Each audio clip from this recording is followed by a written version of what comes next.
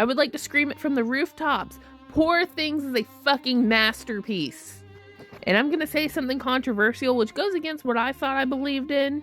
And you might be mad at me for it, but I feel like Poor Things did everything Barbie set out to do, and Poor Things did it better. Please let me explain.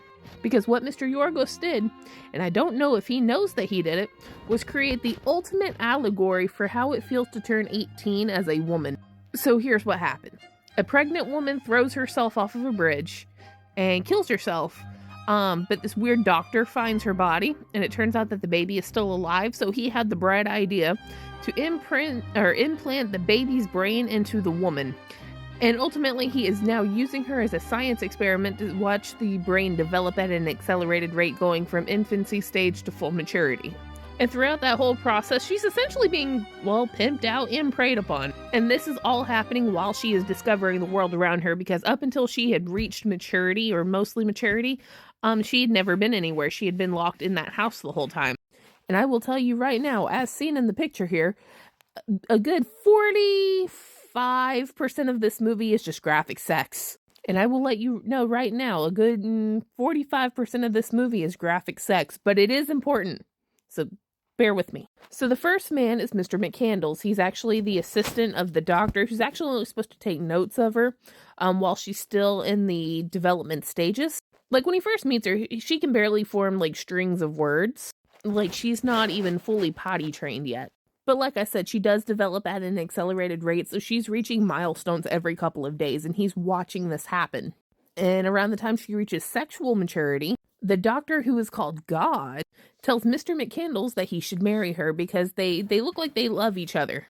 I don't think she knows the meaning of the term marriage yet. She doesn't even know that you can't diddle your fiddle there at the table. But she is supposed to say yes to marriage, which to me feels like one of those metaphors for ring before spring. Very FLDS kind of thing. You see where I'm going? But then you have the lawyer come in, who's Mark Ruffalo, and he wrote up the ironclad papers for them to get married. And he wants to know what this woman looks like that he had to write such ironclad papers. Well, he meets her, and he assaults her. And here's where I'm saying it's a fucking allegory. So within the first few minutes of them meeting, he puts his hand right on up in there without asking. And yes, she's excited about the prospect, but I don't think she understands that that's not how that's supposed to be done. Does that make sense? Which is exactly like when you turn 18. Because that's when the older dudes start coming out of the woodwork. Dudes that know that you don't know how things are supposed to work. What is right and what is wrong. I mean, you have a basic concept of it, but there's a lot more nuance that you don't understand until you're older. And it goes further because she runs away with Mark Ruffalo and they're having a great time and everything. But what he initially loved about her, supposedly, was that she was quirky and didn't know things. And then all of a sudden, it's, oh, you're not conforming to societal norms and you're embarrassing me and you're a pain in the ass and this and that. He was training her. Where have we heard that before? That, oh, I like them young so I can train them like I like. That's exactly what fucking happened. So now we have, I want you right out of school, boy. And then you've got older man who's preying upon you, boy.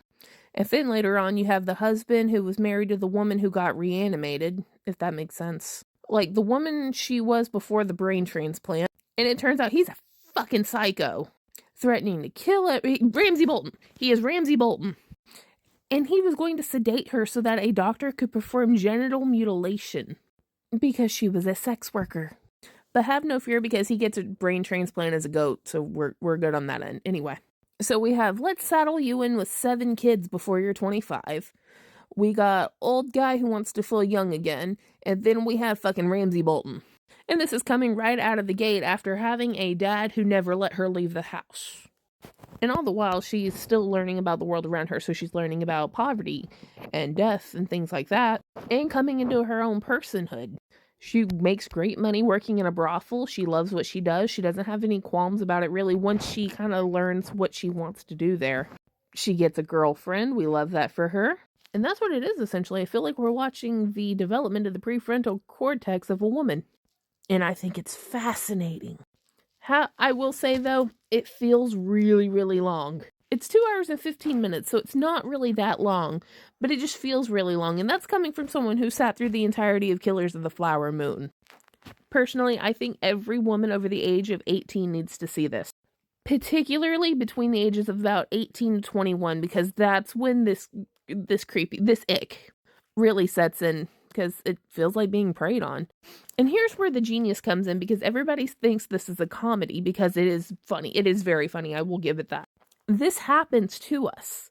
We talk about this, but in our heads, we kind of see it like little quips, little quirks, little funny stories up until later on when we're reflecting and realize that should not have happened. You know, they start out as fun relics and then they turn scary. And I need to bring just one thing up on the actual movie made side, because it's so pretty. Oh my God, everything about this movie is pretty. I cannot convey to you how beautiful this movie is. But it's this one thing.